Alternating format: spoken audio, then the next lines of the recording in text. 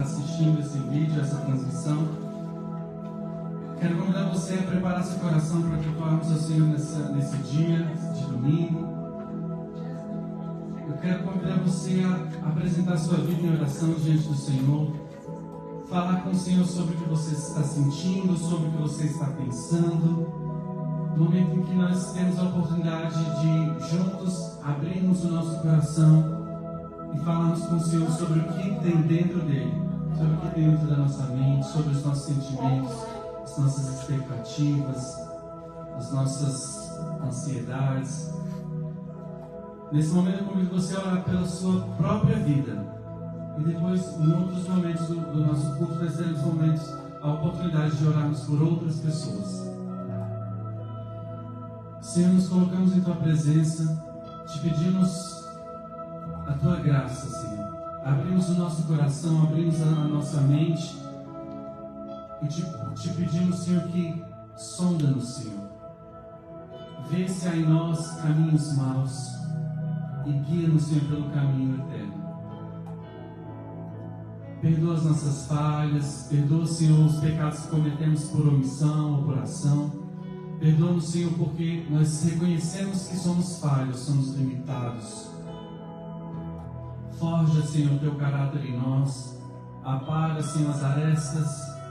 Nos dê a capacidade de discernir o que é certo e o que é errado. Quantas vezes os nossos sentimentos, as nossas emoções camuflam as situações. Nos dê clareza, Senhor. Nos dê clareza. E para aquilo que a gente não consegue ver, se há uma montanha na nossa frente impedindo a nossa visão, nos ajude, Senhor, a confiar, Senhor, confiar no Senhor nos guiando. Tu és nosso guia. Ajude-nos, Senhor, a confiar em Ti, em nome de Jesus. Amém. Você que está aqui, quero convidar a ficar de pé. Antes de nós cantarmos, eu quero ensinar para vocês a coreografia. Are you ready? Se você que está assistindo em casa também quiser ficar de pé, afasta o sofá aí, afasta a mesinha de centro. Nós vamos cantar, a letra diz: diante de ti, dá vontade de pular, dá vontade de gritar e dá vontade de correr.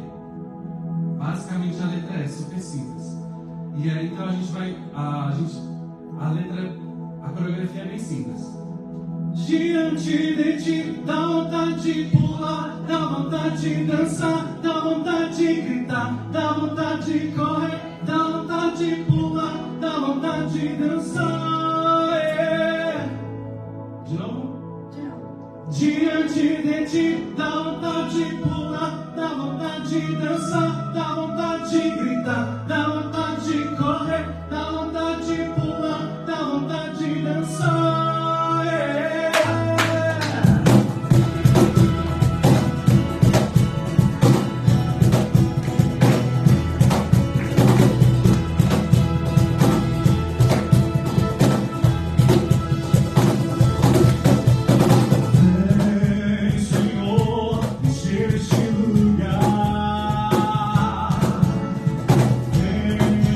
Senhor,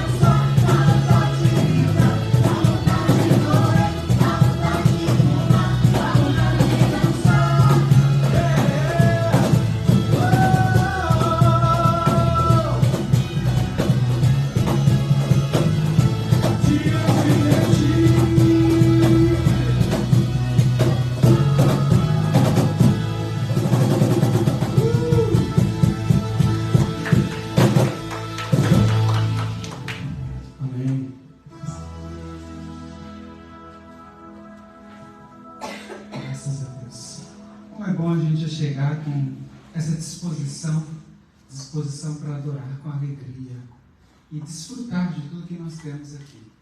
Eu convido você a estar presente nesse lugar. Nós temos tantas outras coisas acontecendo aí fora, tantas preocupações, tantas pessoas que a gente pode lembrar e que poderiam estar aqui e não puderam estar hoje, mas tente estar presente nesse lugar. Estar presente significa desfrutar de tudo. Estar presente significa estar 100% conectado com o que está acontecendo aqui.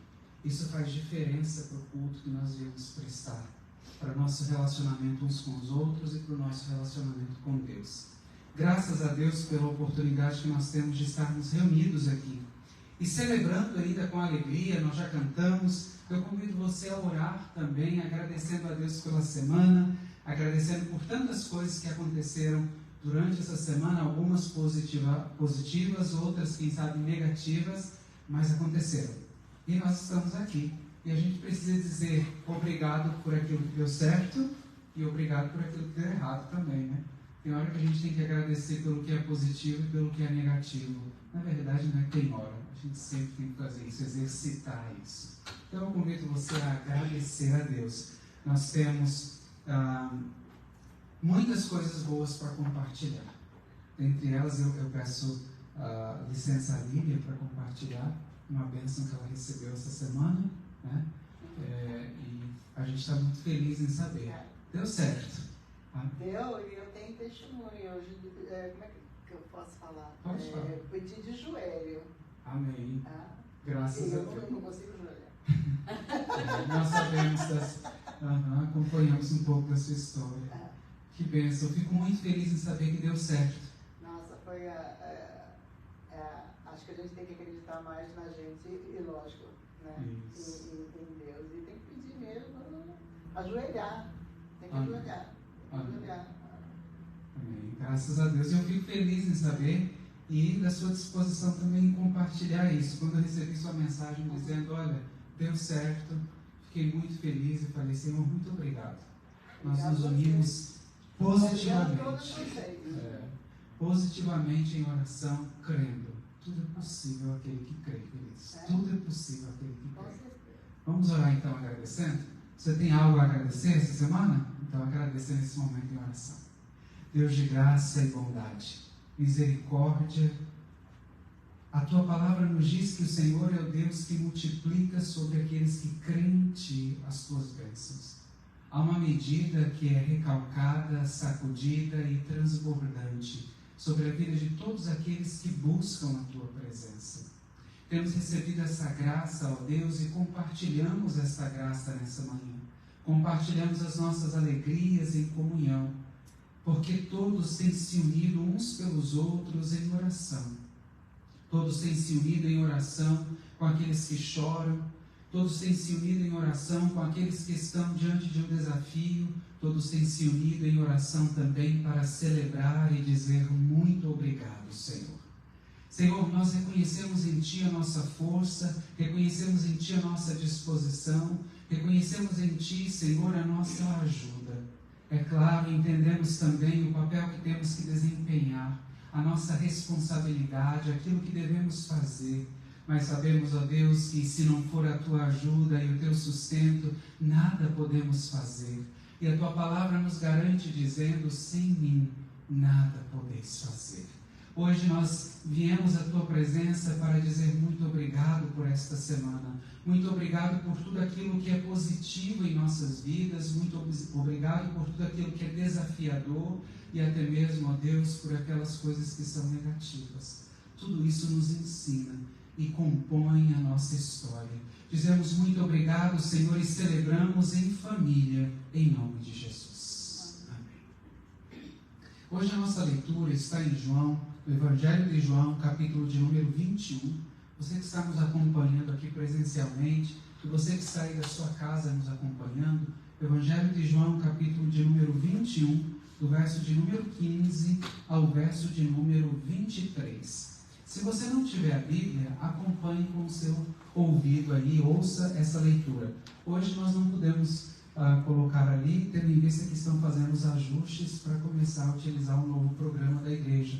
Então a gente está aguardando a disponibilidade do computador para podermos projetar para vocês. Mas acompanhe a leitura de ouvido, ouça essa leitura.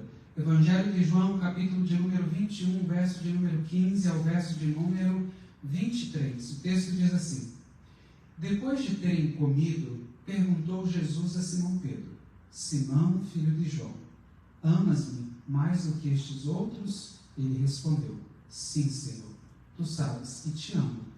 Ele lhe disse: Apacenta os meus cordeiros. Tornou a perguntar-lhe pela segunda vez: Simão, filho de João, tu me amas? Ele lhe respondeu: Sim, Senhor, tu sabes que te amo. Disse-lhe Jesus: Pastoreia as minhas ovelhas. Pela terceira vez, Jesus lhe perguntou: Simão, filho de João, tu me amas? Pedro entristeceu-se por ele lhe ter dito pela terceira vez: Tu me amas? E respondeu-lhe: Senhor, tu sabes todas as coisas, tu sabes que eu te amo. Jesus lhe disse: Apacenta as minhas ovelhas. Em verdade te digo que quando eras mais moço, tu cingias a ti mesmo e andavas por onde querias. Quando, porém, fores velho, estenderás a mão e outro te cingirá e te levará para onde não queres. Disse isso para significar com que gênero de morte Pedro havia de glorificar a Deus. Depois de assim falar, acrescentou-lhe: Segue-me. Então Pedro, voltando-se, viu que também o ia seguindo o discípulo a quem Jesus amava, o qual na ceia se reclinara sobre o peito de Jesus e perguntara: Senhor, quem é o traidor?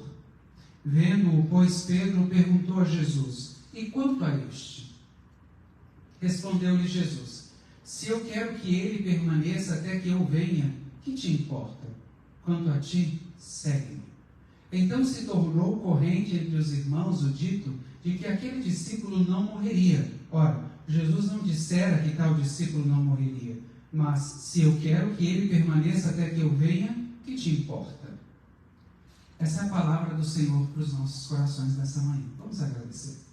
Deus, nós te agradecemos por essa palavra, por essa porção sobre a qual nós vamos nos debruçar nesta manhã. Fala aos nossos corações, edifica-nos. Traz sobre nós, Senhor, o ensino que nós precisamos para compreender qual é a tua boa, perfeita e agradável vontade. Nós oramos em nome de Jesus. Vamos continuar adorando ao Senhor. Eu convido o Ministério de Louvor. Vamos celebrar. Essa canção tem uma letra bastante interessante. Ela fala sobre, na nossa história, quem é o maior vilão.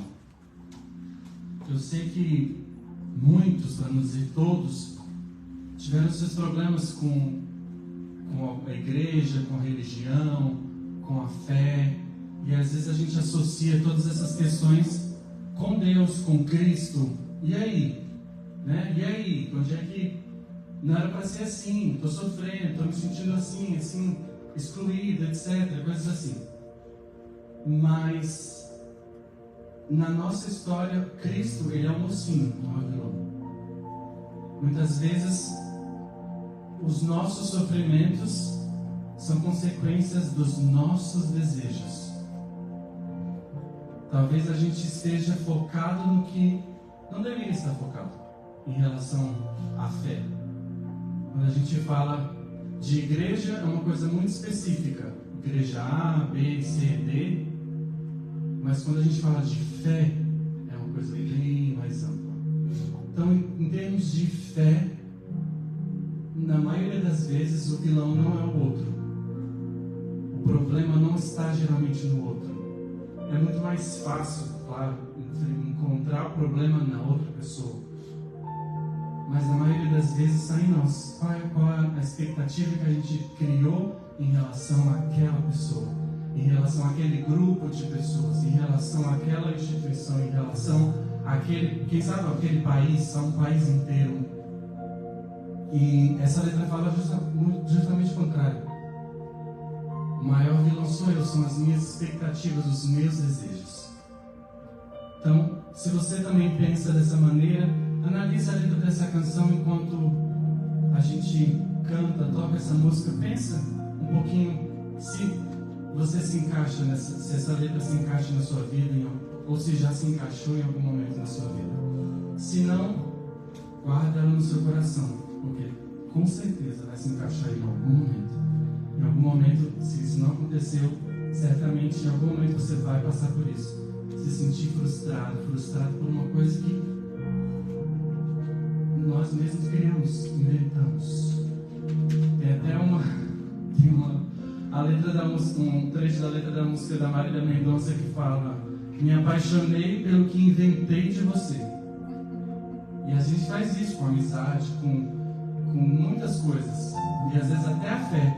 A gente criou na nossa cabeça que deveria ser assim, e se não for assim, o mundo vai acabar. E a gente precisa analisar profundamente quem é o vilão dessa história. Amém?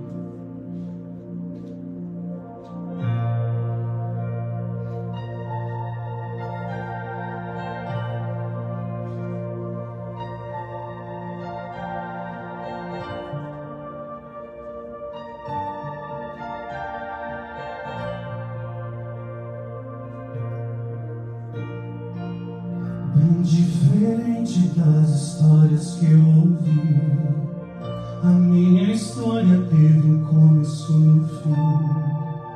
Quando o inferno pensou ter vencido, Jesus tomou a chave que me fez cativo. E esse amor perfeito me fez entender que, diferente das histórias de TV, na minha história, quis ser um mocinho, e na vida real, o maior vilão sou eu. Ganhar o mundo e perder a mim, estar no caminho e não chegar ao fim. Na minha luta do meu eu contra mim mesmo, os meus gigantes são os meus próprios desejos, e o que sai contamina mais do que entrou. Só Deus sabe o perigo de um homem sem amor. Olhar pra cruz é como olhar para um espelho. Reflete a glória que revela os meus defeitos. Na vida real, o maior vilão sou eu. Na vida real, o maior vilão sou eu.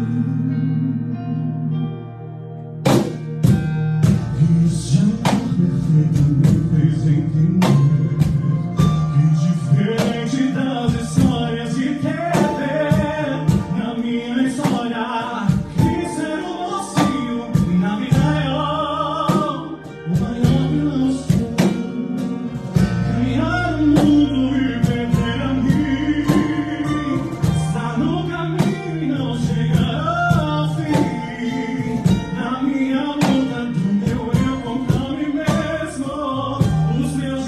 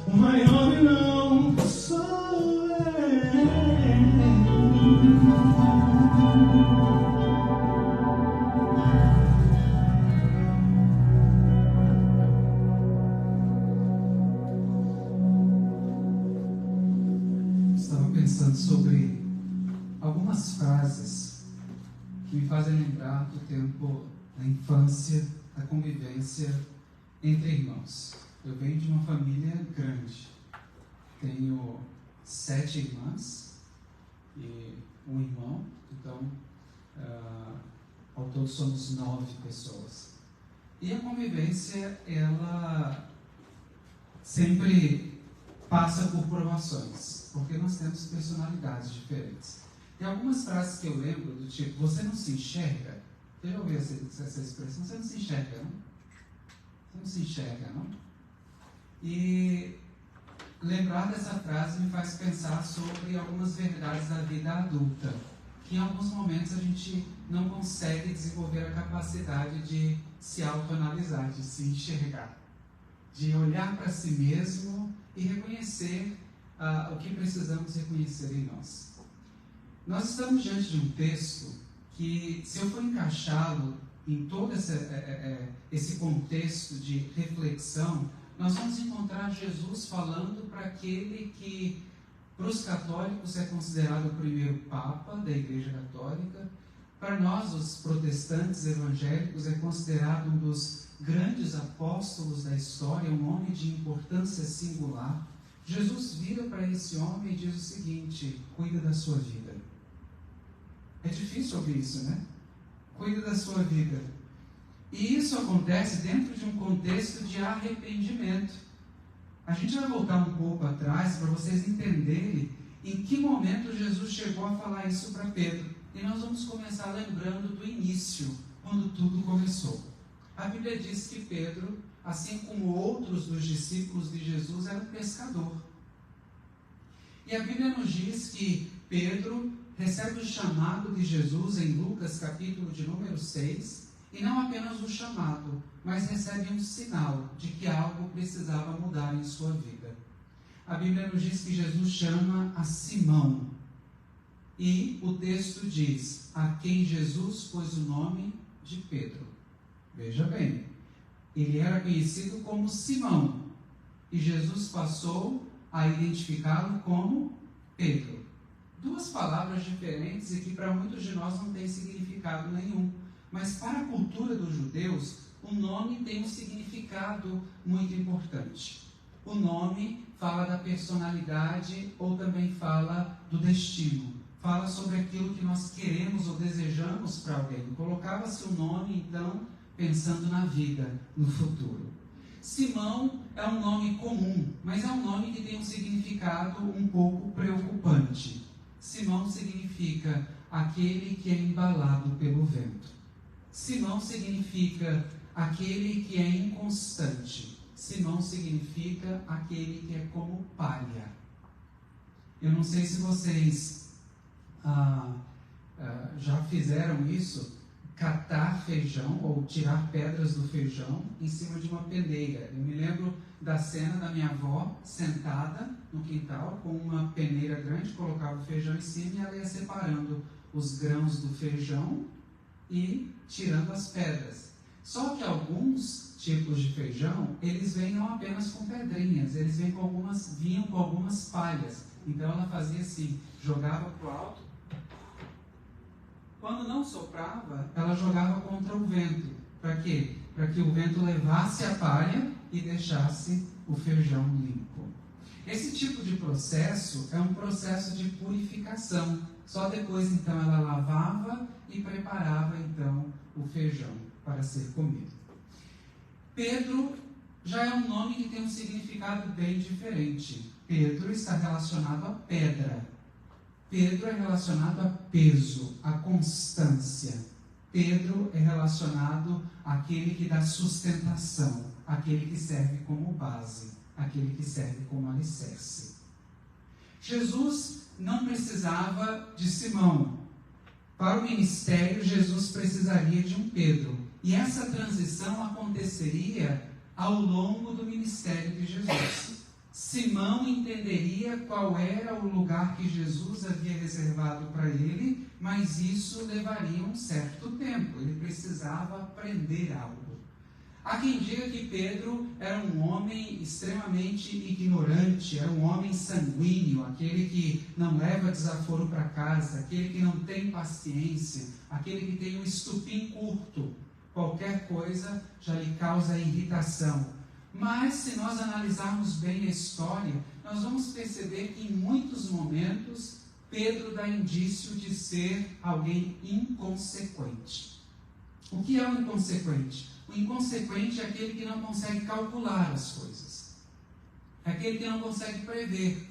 Ele não consegue dimensionar os efeitos dos seus atos. Pedro era um homem extremamente inconsequente. O seu início, então, começa com Jesus indicando: uma transição vai acontecer, uma mudança vai acontecer. Simão passará a ser Pedro. A palha passará a ser pedra. Aquele que é levado e embalado pelo vento precisará ter firmeza. Aquele que é inconstante precisará ter constância. Aquele que é fraco passará a ser forte, porque ele deve sustentar e ele deve trazer firmeza e peso para outras pessoas. Essa transição então começa a acontecer. Nós encontramos em Mateus, capítulo de número 17, um momento em que Pedro tem uma experiência que eu posso dizer singular com Jesus. Uma experiência única.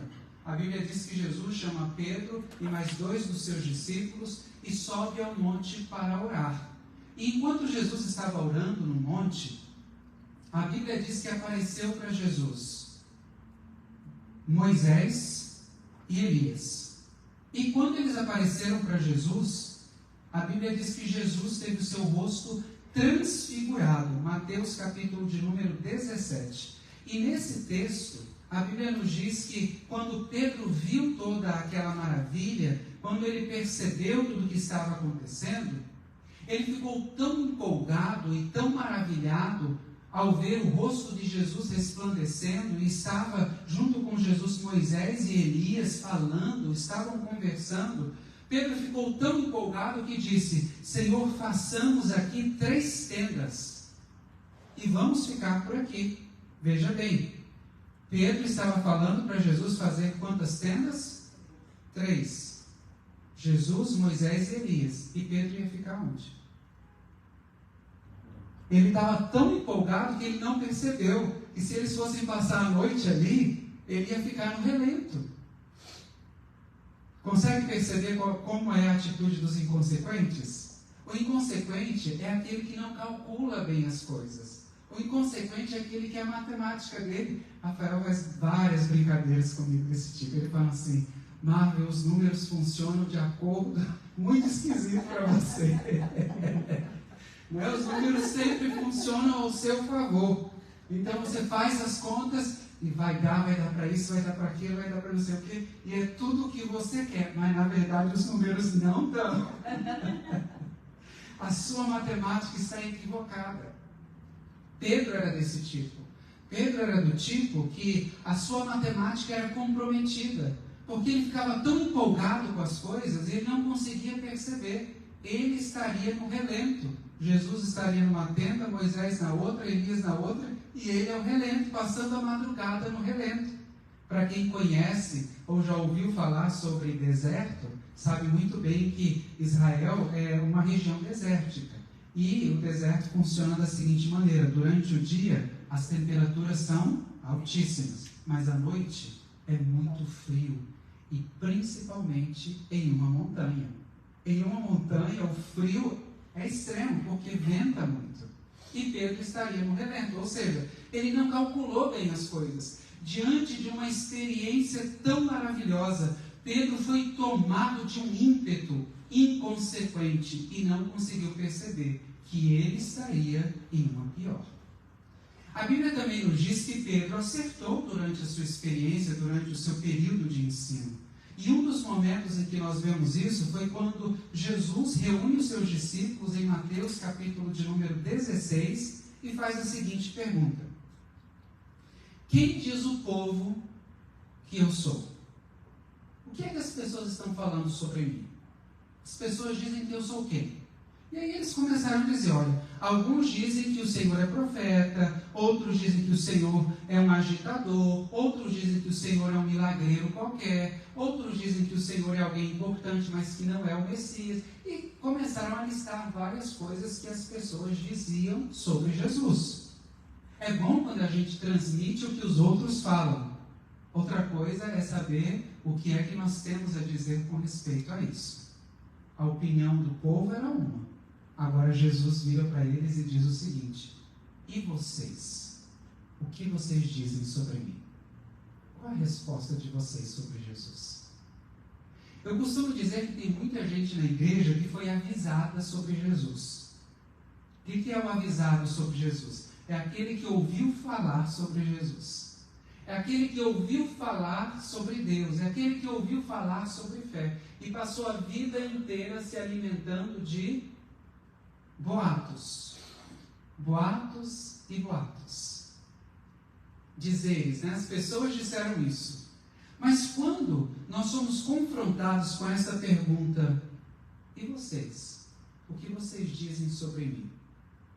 É aí que nós descobrimos se nós só sabemos os boatos ou se nós temos a resposta certa com respeito a Cristo. Se Cristo é apenas uma notícia para nós, ou se Cristo é uma experiência viva de vida, em que nós podemos dizer: Cristo é a experiência transformadora da minha vida. Jesus então confronta os discípulos e eles não souberam responder, mas Pedro tomou a frente. Na verdade, o texto diz que Pedro se adiantou e respondeu dizendo: Tu és o Cristo, o Filho do Deus vivo. Eita! Pedro acertou uma coisa. E de repente, então, Jesus afirmou: Bem-aventurado és tu, porque não foi a carne nem o sangue que te revelou, mas foi o próprio Deus que trouxe essa revelação ao teu coração. Sabe aquela sensação de sala de aula, em que o aluno sempre erra, e quando ele acerta, o professor fica tão feliz? Foi isso que estava acontecendo. Eu já tive essa experiência em sala de aula. Aquele aluno que nunca acerta nada, meu Deus, nada.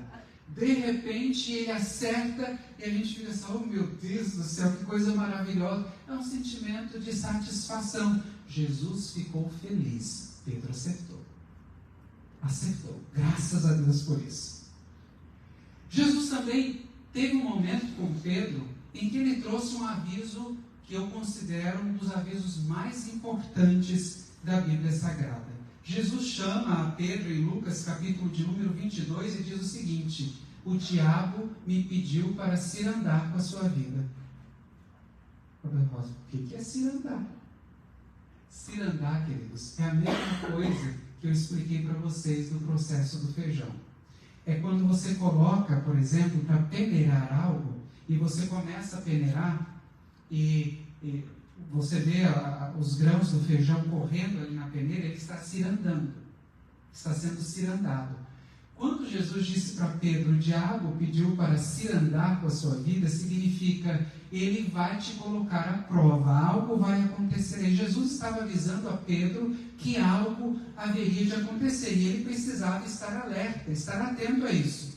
E eu já expliquei para vocês que quando a gente peneira o feijão para tirar as impurezas, nós jogamos para o alto contra o vento, e o que acontece com a palha? A palha tem que sair. Lembra que eu disse para vocês que Simão precisava ser Pedro? E Simão significa aquele que é levado pelo vento, né? Ele não poderia ser Simão nessa hora. Ele precisava ser Pedro. Senão ele não resistiria o que ia acontecer. Acontece que mesmo sendo avisado, em Lucas capítulo de número 22, ele não foi capaz de resistir a essa provação que lhe foi dada. E aí a Bíblia nos diz que em um outro momento, Jesus conversando com ele vira para Jesus, porque Jesus estava falando do seu ministério, e disse: olha, é necessário que eu morra, eu vou deixar vocês, eu vou ser preso, eu vou ser maltratado. E então ele disse: Senhor, pare de falar essas coisas, o Senhor é poderoso, faz milagres, ressuscita mortos, leprosos são curados, grandes coisas estão acontecendo, tenha pena de ti, pare de falar essas coisas. Jesus então vira para Pedro e repreende ele, porque Pedro era do tipo de pessoa que precisa ser repreendida duramente, porque ele era duro. Jesus vira para Pedro e diz o seguinte: para trás de mim, Satanás, que me serve de pedra de tropeço. Gente, nós somos cristãos. Muitos de nós, se ouvissem uma expressão dessa, a gente ia ficar ofendido. Você está dizendo que eu estou com o diabo no coro?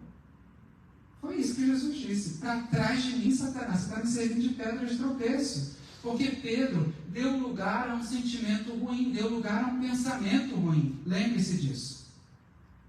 O Espírito Santo inspira, o diabo tenta. Pedro estava tentado pelo diabo a confundir Jesus. E aí a Bíblia nos diz em Lucas, capítulo de número 22, capítulo de número 22, verso número 54 ao 62, que acontece então o que Jesus já havia dito a Pedro. Ele começa a ser provado. E essa provação acontece quando Jesus é preso e levado para o pátio da casa do sumo sacerdote. E a Bíblia nos diz que enquanto o povo estava gritando alvoroçado, Pedro estava seguindo Jesus de longe. Olha que lição para as nossas vidas. Pedro ficou de longe acompanhando.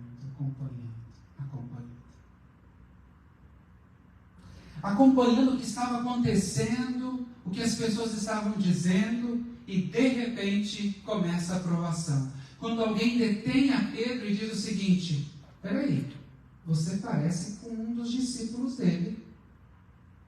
Você se veste igual a ele. Você fala igual a ele. Você parece muito com ele. Você não é um dos discípulos de Jesus? E ele disse: não, eu nem conheço esse homem. Não conheço. Nem sei quem é. Não sei se vocês assistiram o Shrek. Nunca ouvi falar. É desse jeito. Ele nega Jesus e então alguém para Pedro de novo e diz: ei, eu já te vi com ele. Você é um dos discípulos dele. Não, não conheço. Me deixa em paz. E então a Bíblia nos diz que o galo canta. E quando o galo canta, Pedro então se lembra: epa, eu fui avisado. Jesus já tinha dito que isso aconteceria. Jesus já tinha dito que isso aconteceria.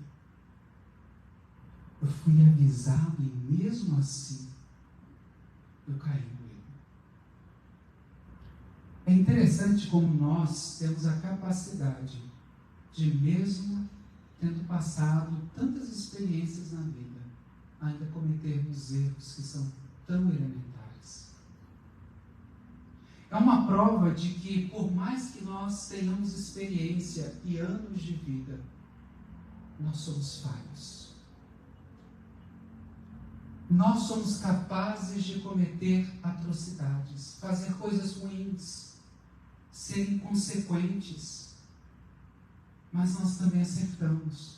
Tem aqueles momentos que nós somos o Pedro da sala de aula que acerta, e a gente deixa o coração de Deus feliz. Mas tem muito momento que a gente é o Pedro que erra, que pisa na bola, que escorrega e que faz aquela atrapalhada toda, que acaba fazendo errado consigo e prejudicando aos outros, e a gente fica assim: meu Deus, como é que eu fui fazer isso? Quando nós temos a capacidade de analisar a nossa vida e reconhecer as nossas falhas, os nossos erros, isso é algo positivo. Mas é ruim quando nós não conseguimos enxergar as coisas e tornamos a nossa vida uma hipocrisia daquilo que nós acreditamos ser o cristianismo. E tornamos as nossas vidas uma hipocrisia daquilo que a gente acredita que é o certo. Quando nós não temos a capacidade de se olhar no espelho e fazer aquilo que eu falei: você não se enxerga, não? Olhar no espelho e ver a própria face e começar a se analisar. Você já parou para pensar que a palavra reflexão, ela é usada como um verbo quando nós olhamos no espelho? Por quê? O espelho reflete a nossa própria face. Reflexão significa conseguir ver a própria face, significa estar voltado para si. significa concentrar-se, significa voltar-se para o seu eu, para o seu homem, para a sua pessoa interior e se enxergar. Porque tem hora que nós estamos dentro de um contexto em que nós não nos enxergamos, nós não percebemos. Pedro precisava dessa capacidade de reflexão, e essa capacidade de reflexão o faria entender: você errou. Por mais próximo a Jesus que você errou. Há poucos dias, nós recebemos algumas pessoas aqui em casa, e quando nós estávamos saindo para levar as pessoas embora, uma das pessoas estava junto comigo conversando, e o hotel estava muito cheio, porque tinha muita gente chegando, e estava aquele tumulto, e de repente essa pessoa fala o seguinte para mim: nossa, mas esse hotel está cheio de negro, né? Aí eu falei: e daí? E esses negros têm tudo dinheiro, né? Falei: eles têm. E qual a diferença? Não faz diferença alguma. Você precisa notar que eles estão em uma posição diferente da sua e estão curtindo a vida. E muitas dessas pessoas não estão nem pensando em você. Não estão nem pensando na sua presença, que elas estão apenas vivendo. Enxergar os contextos diferentes é muito difícil quando nós somos tomados por uma hipocrisia religiosa que nos faz entender que por que ele e não eu? Por que eles e não eu? Por que essa pessoa e não eu? Por que é que eu hoje estou assim e você está de uma outra maneira? É quando nós tomamos sempre o próximo como referência, comparação, como análise para a nossa vida. Quando, na verdade, o que Cristo quer conosco é nos levar de frente para um grande espelho e dizer: se enxerga, olha para você, olha para a sua vida, pense em você. É o que você precisa melhorar, é o que você precisa mudar, é o seu contexto, é o que eu tenho contigo, é o que eu tenho para a sua vida, é o que eu quero fazer na sua vida. É quando nós voltamos para esse contexto de arrependimento, nós vamos entender que todo arrependimento só é produzido quando nós refletimos. Porque se nós não refletirmos, nós não reconhecemos quais são os erros, o que precisa ser mudado. Se nós não refletirmos, nós não reconhecemos o que precisa ser transformado. É triste quando a gente pensa que o nosso erro foi o último erro e nós não teremos como consertar o que fizemos. E eu sinto isso porque Pedro passou por essa sensação. Porque quando ele nega Jesus, logo depois Jesus foi preso e Pedro não viu mais Jesus. Jesus foi crucificado, morto lá na cruz, depois tiraram o corpo de Jesus, levaram, e agora em João capítulo de número 21, Pedro nem sabia ainda se Jesus havia realmente ressuscitado. Haviam boatos de que Jesus tinha ressuscitado, mas ele não tinha visto Jesus. Imagine você a sensação de que eu cometi um erro e eu não tenho como consertá-lo. É difícil, né?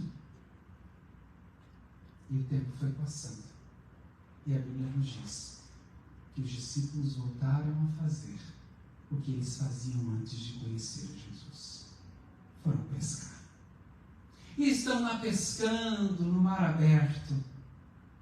Voltaram às práticas antigas. E de repente um homem se aproxima da praia. E eu acho lindo esse texto, eu acho ele extremamente poético. Jesus se aproxima da praia e grita: ei, homens, vocês pescaram algo essa noite? E alguém gritou: não, passamos a noite inteira e não pegamos nada. Joguem a rede do outro lado. E então, quando esse homem disse isso, eles jogaram a rede, e a rede veio cheia de peixes. A Bíblia chega a dizer 153, acho que são 153 peixes, cheia de 153 grandes peixes. Quando eles puxaram a rede, alguém disse: opa, esse homem é diferente. E Pedro de imediato teve uma memória afetiva. Jesus já fez isso uma vez. Será que esse homem que está gritando lá na praia é Jesus ressurreto? A Bíblia diz que ele ficou tão empolgado que ele de novo tem aqueles ímpetos, né? Ele nem esperou o barco chegar até a praia, ele se jogou na água e foi a nado mesmo. Eu quero chegar rápido. E quando ele chega lá, acontece algo maravilhoso. A Bíblia diz que ele encontra Jesus, mas não encontrou apenas Jesus. Jesus tinha preparado uma fogueira, tinha colocado fogo, já tudo preparado, e disse: tragam os peixes. E ele começou a assar peixes e servir pão. Todos comeram peixes e pão. Jesus tinha preparado a janta naquela noite.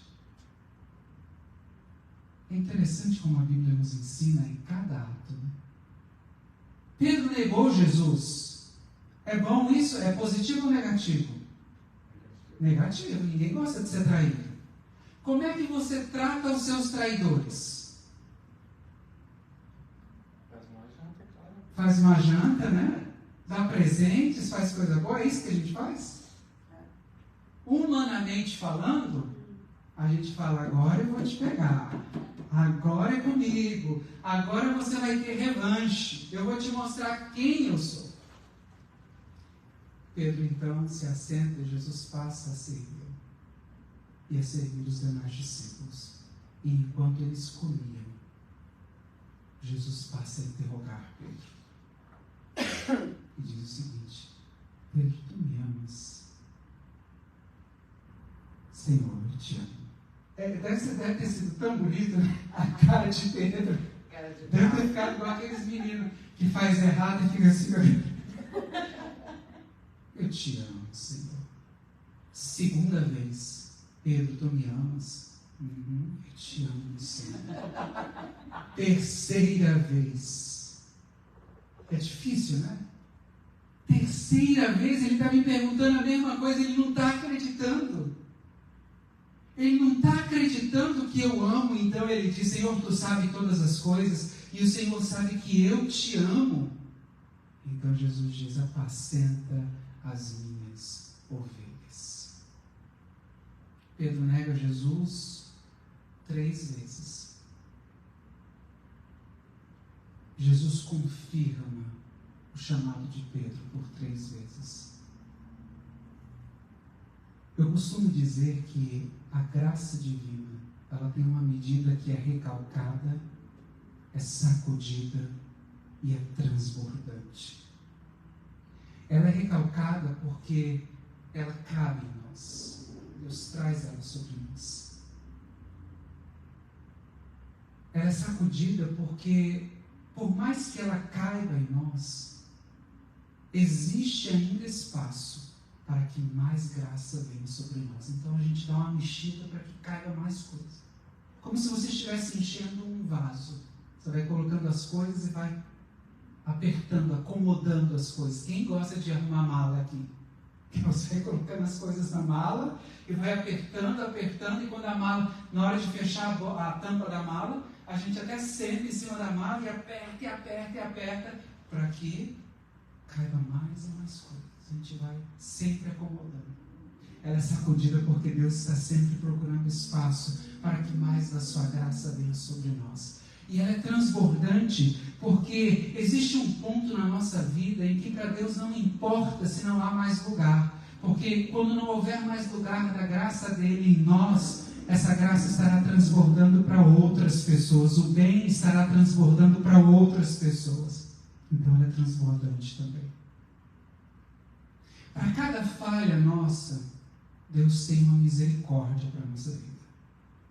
Para cada erro meu, Deus tem uma misericórdia para a minha vida. Isso é tão gracioso e nos ensina o tanto que o amor de Deus é incondicional, é tão grande. O amor de Deus é tão profundo. Vou fazer uma dinâmica para vocês. Fiquem em pé. Você que está em casa também, se quiser nos acompanhar, Esse é o significado do amor de Deus que a gente precisa ter em nossa vida. Faça comigo assim. O amor de Deus é tão alto. O amor de Deus é tão profundo. Me cerca de um lado, me cerca do outro e está comigo. De novo, vamos lá? O amor de Deus é tão alto e ao mesmo tempo tão profundo. Me cerca de um lado, me cerca do outro e está comigo. É por causa desse amor, queridos, que nós não somos consumidos. Porque a gente é falho. E a gente toda hora precisa ouvir. Tu não se enxerga não, cara.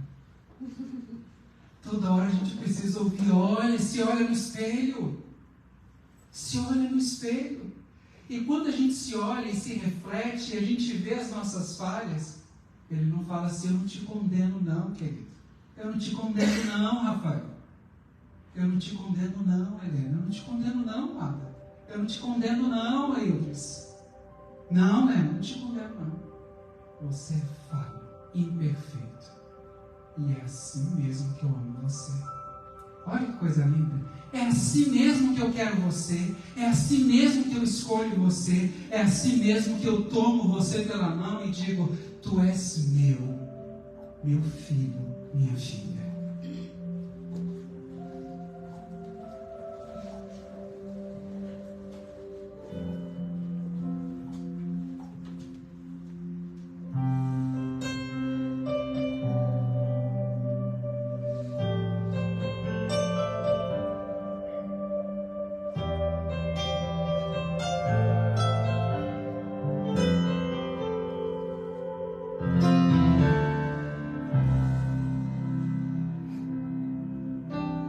Sobre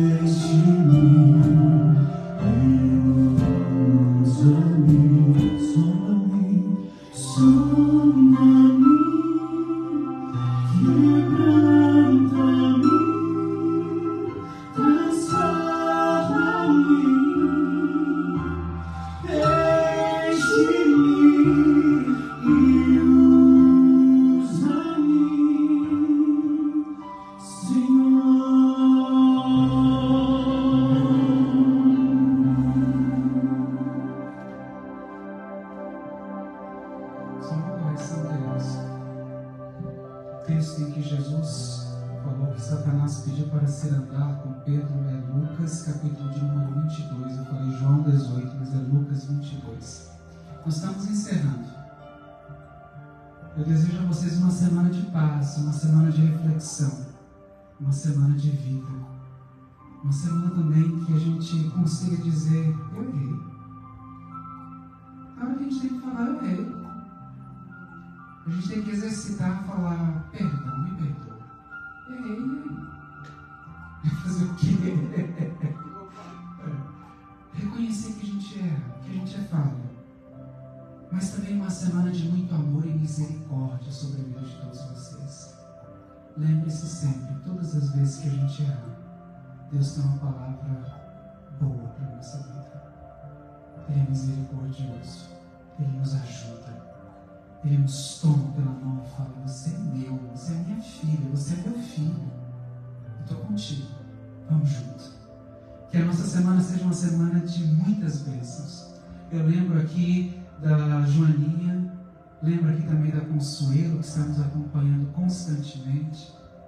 Deus abençoe as nossas irmãs que nos acompanham online, aqueles que talvez nunca vieram aqui presencialmente, mas sempre estão nos acompanhando online. Que a bênção de Deus seja sobre todos. Estenda sua mão assim.